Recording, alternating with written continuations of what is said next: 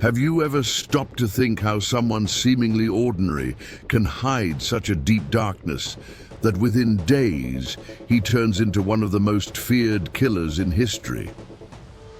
The life of Danny Rowling, later known as the Gainesville Ripper, is a disturbing example of how the past can shape a tragic destiny. His escalation of violence was so fast and brutal that it left America in shock, exposing ignored signs that perhaps could have changed everything. But were there clear signs that Danny would walk down the path of death? Yes, there were indications from early on: abuse, violent behavior, and social isolation. And could the police have stopped the killer before he spread terror in Gainesville? The answer is yes. His criminal trajectory gave enough clues, but they were neglected, allowing the inevitable to happen. Danny Rowling was born in 1954 in Shreveport, Louisiana, and from an early age was marked by a hostile family environment. His father, James Rowling, was a police officer respected by the community, but inside the home, he became a tyrant. Violent, abusive, and controlling, he made a point of humiliating his wife and children. For Danny, each act of brutality was a reminder that there was no room for love or comfort. His mother, in turn, constantly suffered from her husband's attacks, and even while trying to care for her son, was prevented from offering affection. This cycle of abuse destroyed Danny's self-esteem, creating an emotional void that would never be filled. Neighbors saw a shy boy, but inside him a storm of rage and resentment was growing. At school, things weren't better. On his first day, his father forcibly shaved his head, turning him into the target of cruel jokes. The episode marked his life, intensifying his feelings of humiliation and rejection. Psychologists state that this set of factors, domestic violence, parental rejection, and social isolation, shapes unstable personalities prone to explosions of hatred. Danny would carry these traumas into adulthood, turning them into fuel for increasingly dark crimes. Childhood, which should have been a refuge, became the forge of a future murderer. James Rowling, Danny's father, was seen in Shreveport as a hero. A Korean War veteran and decorated police officer, he projected to the community an image of discipline and honor. But behind closed doors, the uniform came off, and the man turned into a cruel dictator. Having children had never been in his plans. Since the pregnancy, he made it clear he didn't want to be a father. He assaulted his pregnant wife, forbade her to offer affection to Danny, and saw maternal love as a threat to his control. Every childish mistake was punished with beatings. If Danny had poor grades, he was beaten. If he gave the wrong answer, he was beaten. Even the way he looked at his father was reason for aggression. He grew up hearing he was a mistake, an accident that should never have been born. As if that weren't enough, James carried the trauma of having seen his own grandfather murder his grandmother in front of him. That history of violence came to govern his domestic life, creating a home where fear and pain were routine. Claudia, Danny's mother, was also a constant victim of abuse. She suffered physical and emotional aggression, powerless to react. Despite her suffering, she sought some way to transmit faith to her son, insisting that he participate in the Pentecostal church. Religion became one of Danny's few emotional anchors, but also a contradictory mark. Between hymns and prayers, he accumulated hatred and frustration. For a child, school could have been a refuge, but it wasn't. On the first day of class, James shaved his head by force, sending him humiliated to face his classmates. Ridiculed, he earned cruel nicknames that reinforced his sense of inadequacy. School counselors even identified signs of low self-esteem, impulsivity, and aggressiveness in him. However, in the 1960s, there were no effective policies for psychological follow-up, and his warning signs were ignored. Between violence at home and rejection outside it, Danny grew up as a boy with no safe harbor.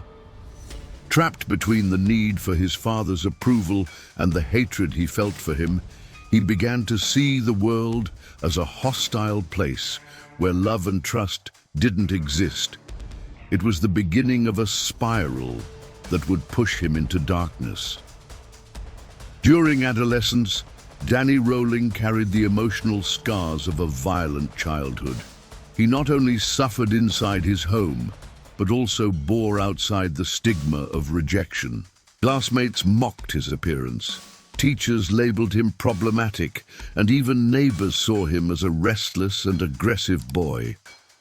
Always feeling out of place, he sought ways to ease his inner pain. But instead of finding support, he sank into behaviors that revealed an increasingly disturbed mind. It was during this period that he began to manifest clear signs of voyeurism, finding pleasure in watching people without their knowledge. For Danny, this clandestine act provided a sense of control, something he had never had in his own life. This habit, seemingly small, was in fact a dangerous sign. Criminology experts highlight that many serial killers take their first steps through this type of intimate invasion. What begins as mere curiosity becomes an obsession. In Danny's case, this pattern soon evolved into something more serious, as he began to combine the excitement of spying with the idea of challenging established authority, especially his father figure. At 14, it was no longer enough just to observe. Danny began a sequence of petty thefts that quickly escalated into armed robberies. The adrenaline of danger and the false sense of power temporarily filled the void left by paternal abuse. Each criminal act was, for him, a way of shouting against the world that had rejected him. When he pointed a gun during robberies, he imagined himself defying his own policeman father, reversing the roles of domination. At that time, he also experimented with drugs, seeking refuge in hallucinations that he mixed with his distorted religiosity. His inner chaos grew. At 16, unable to maintain stable bonds, he dropped out of school and left home. He tried jobs in different places but couldn't handle bosses or rules. His anger and emotional instability made him unable to adapt. Each dismissal further fed his internal narrative that he was a failure, a victim of an unfair world. This period was decisive. The combination of voyeurism, thefts, and explosive behavior consolidated a profile that already signaled extreme danger. Danny wasn't just testing boundaries. He was building a path that would inevitably lead him to fatal violence. After breaking with his father and abandoning his studies, Danny Rowling sought refuge in the faith he had inherited from his mother. He attended Pentecostal churches, played music, and tried to build a new identity, detached from the shadows of his childhood. It was in this environment that he met Martha, a young woman with whom he seemed to be able to start a different life. Their relationship evolved quickly, and not long after, they were married. At first, everything suggested that Danny might have found stability. The birth of their daughter brought hope that he would finally break the cycle of violence that had marked him so deeply. But the calm was brief. The same traits that had destroyed his childhood began to resurface in him. Explosions of anger, unexplained disappearances, and a return to voyeurism corroded the relationship.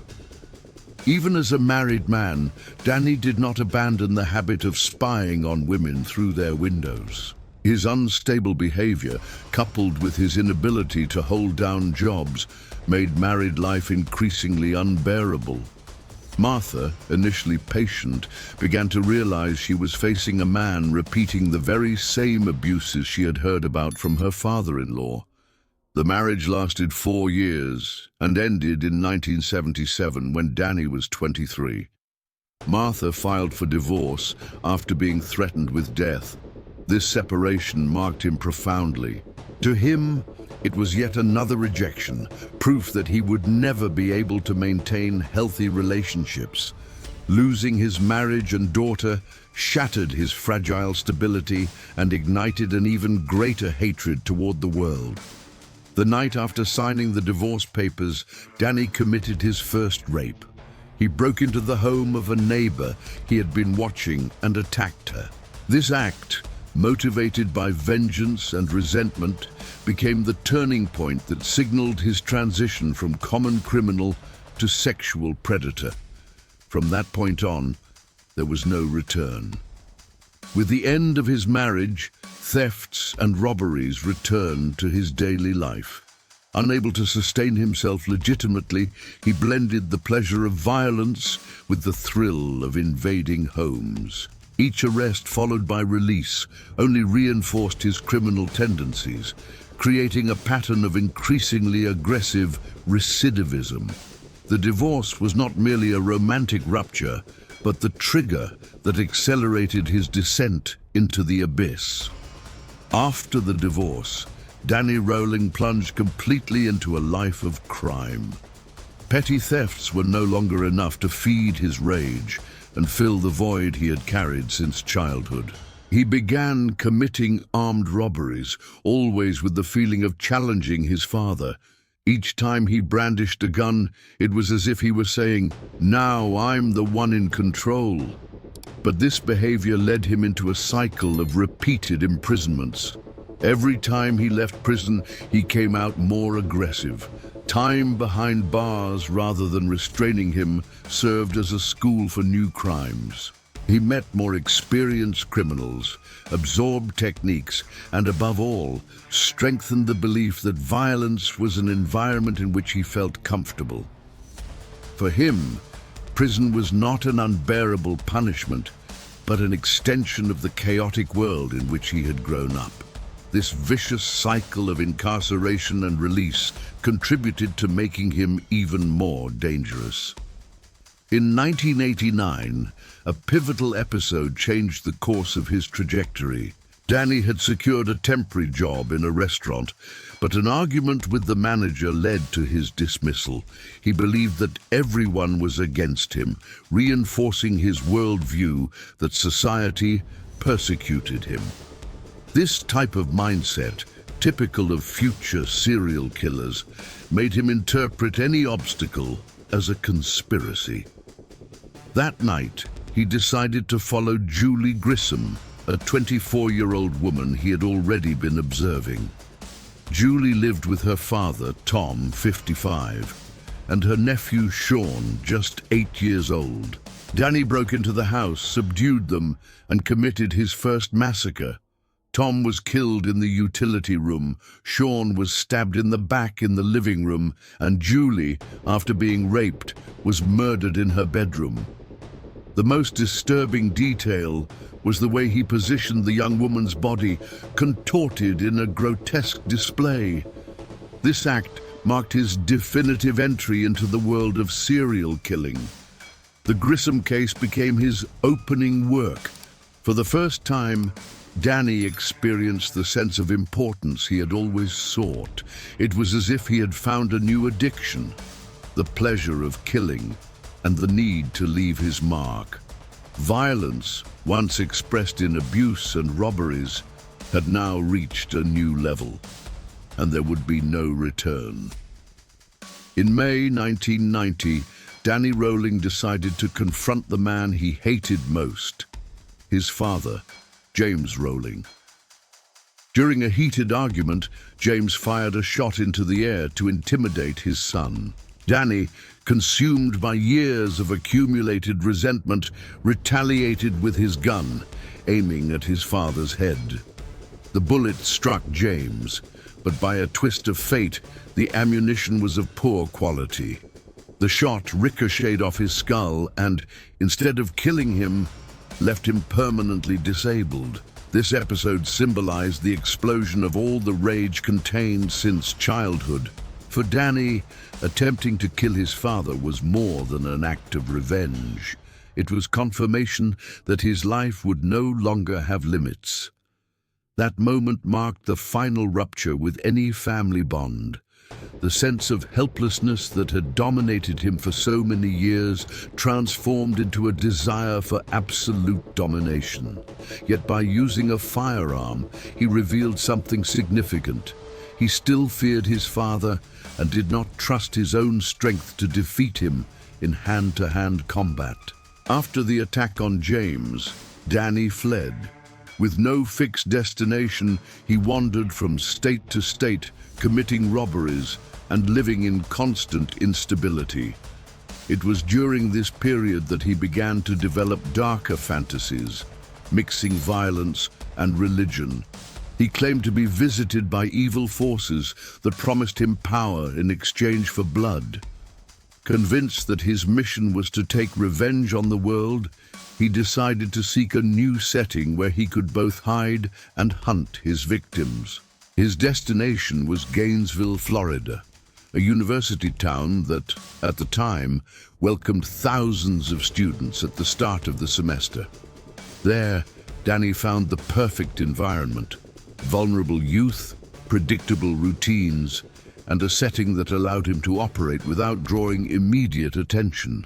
He set up camp in a wooded area near the campus where he built a makeshift shelter. From there, he observed the dormitories and studied the habits of potential victims. The confrontation with his father had been the missing trigger. Now, unbound from family ties and fueled by hatred and delusions, Danny was ready to begin the string of crimes that would turn him into one of the most feared serial killers in American history. In the early hours of August 24th, 1990, Danny Rowling left his makeshift campsite in the forest and decided to act. He had already spent days observing the routines of university students, choosing as his targets two freshmen at the University of Florida, Sonia Larson, 18, and Christina Powell, 17. Excited about the beginning of the semester, the two shared a small apartment, unaware that they were about to become the first victims of a terrifying sequence. Rowling had followed Christina to the apartment the night before, confirming that they were alone. Upon breaking into the home, he attacked the young woman sleeping on the sofa first. Christina was gagged and quickly killed. He then went upstairs to Sonia's bedroom. The girl awoke during the intrusion, but had no chance to react. Danny overpowered her and delivered fatal blows. In just a few hours, two promising lives had been brutally cut short, and the killer's signature began to emerge. Extreme violence combined with post-mortem humiliation. More disturbing than the murders themselves was what came afterward. Danny Rowling was not satisfied with just killing. He needed to leave his mark. The young women's bodies were positioned grotesquely in postures that exposed their vulnerability. This act of posing, as criminologists call it, revealed his need for absolute control and his desire to shock whoever discovered the scene. It was as if he were saying, "I am in charge here, even after death." For investigators, these details would prove crucial. The ritual showed that this was not an ordinary criminal, but someone who derived psychological pleasure from domination and humiliation. In Gainesville, however, no one yet knew what was to come. The bodies would only be discovered the next day, when friends and family grew suspicious of the girl's absence. By then, Danny would already be seeking his next victim, increasingly obsessed with the feeling of power.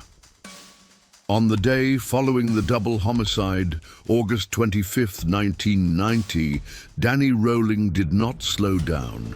His compulsion demanded more.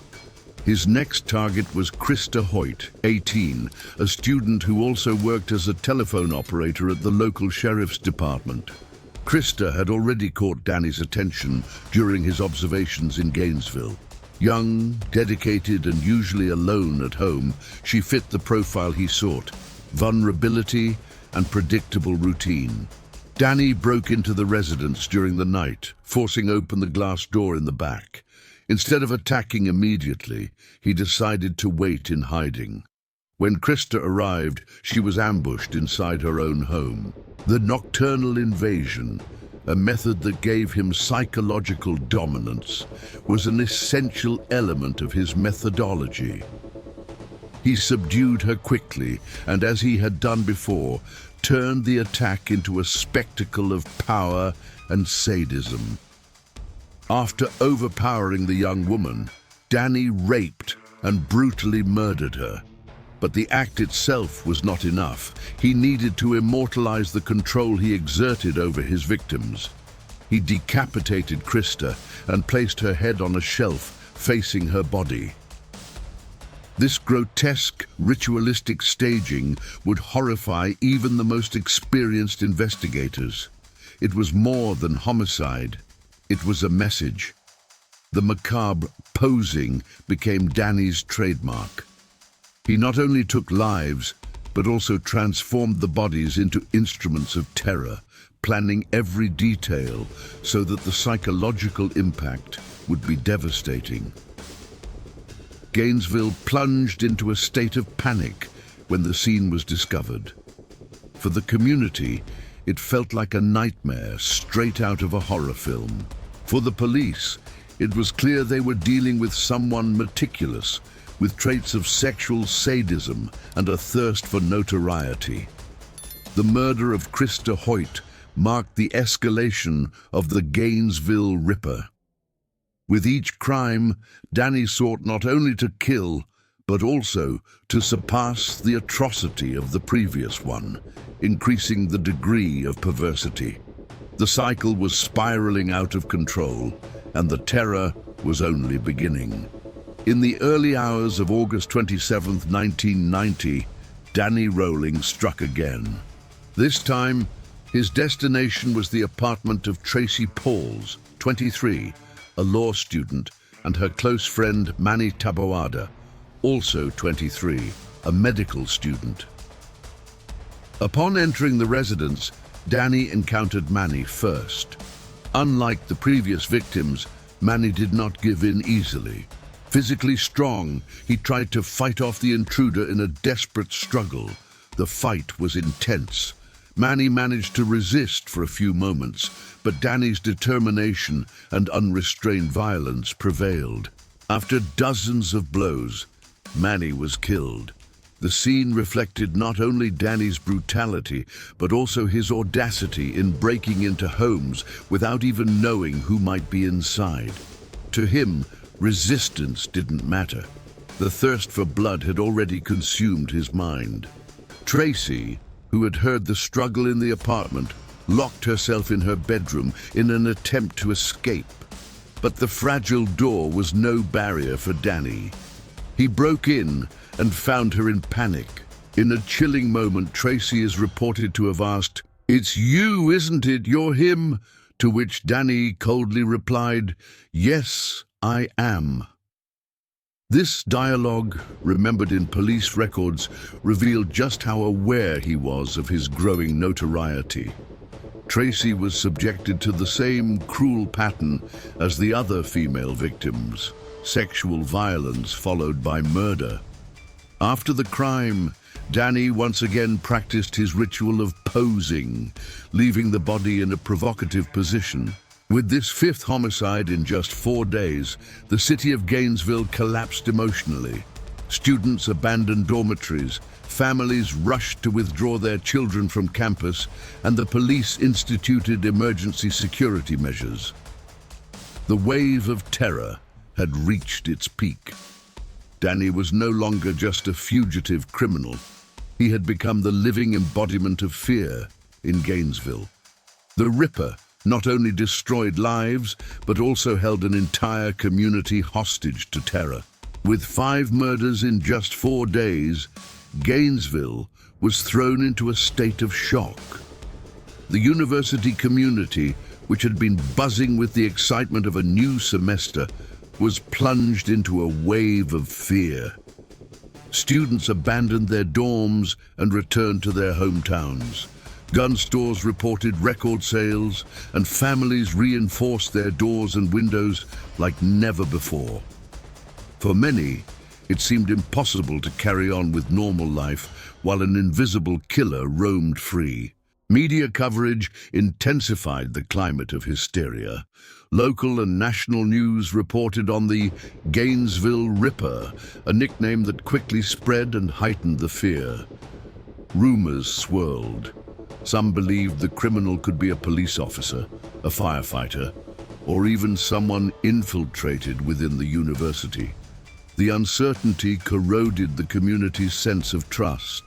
The campus, once vibrant, became a scene of empty streets and frightened young people, unable to sleep peacefully. Under intense pressure, the police sought quick answers. Among the names investigated was that of Ed Humphrey, a student with a history of mental health problems.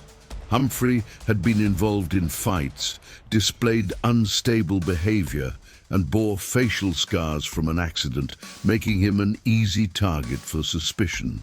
The press, eager for a culprit, plastered his image as if he were the killer. Although there was no concrete evidence, Humphrey was arrested and treated as the prime suspect. To the public, the case appeared solved. However, the crimes in Gainesville bore a meticulous signature, while Ed showed disorganization and lack of method.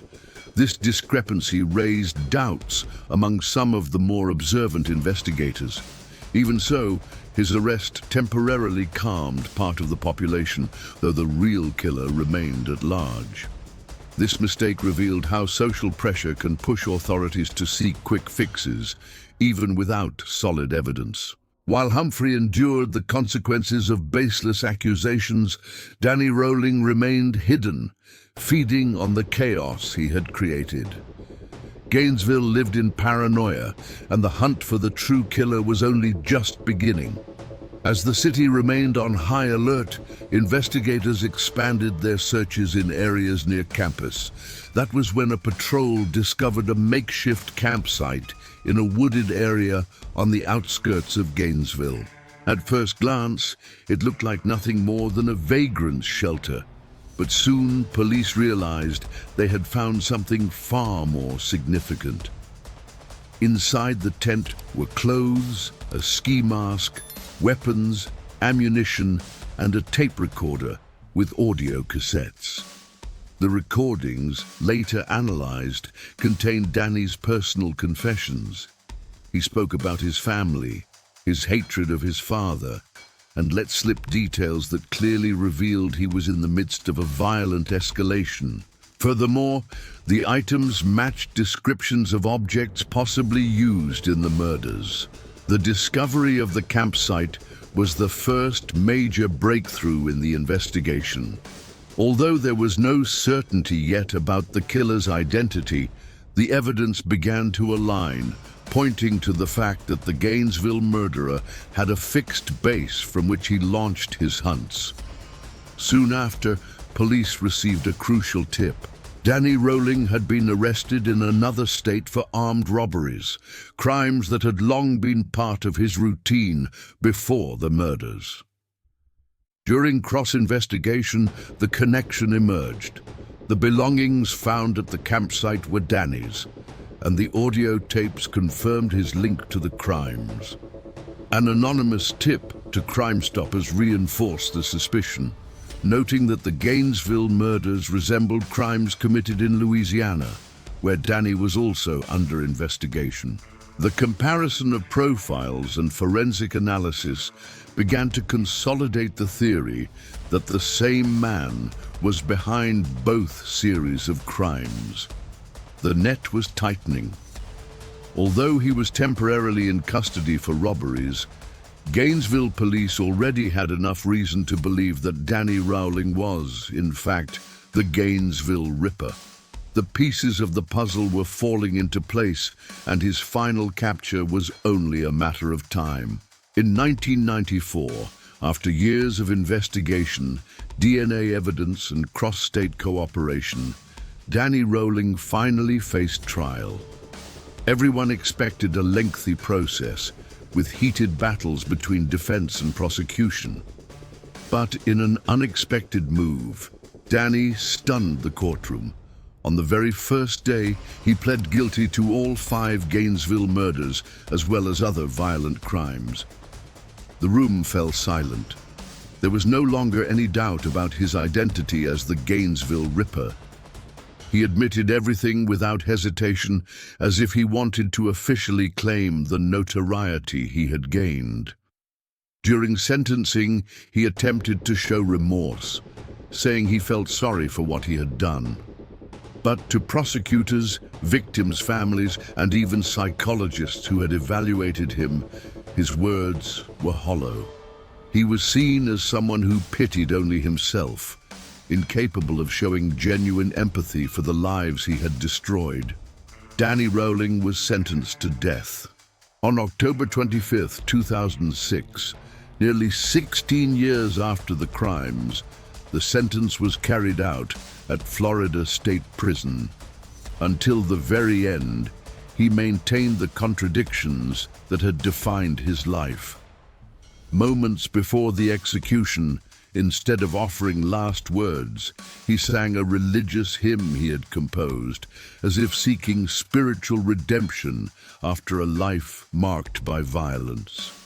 His death not only ended the life of a criminal, but also left open a debate about the warning signs that had been ignored. From childhood, there had been multiple red flags: domestic abuse, social isolation, voyeurism, a history of violence, and mental instability.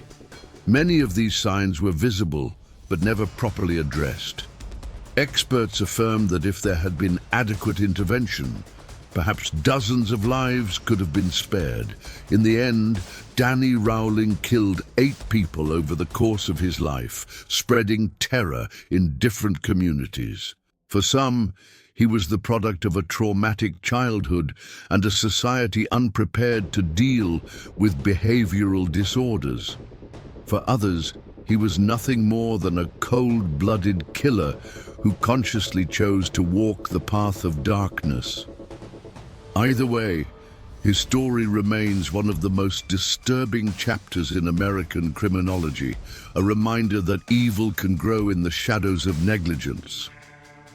Enjoyed this case? Don't forget to subscribe to the channel for more true crime stories like this.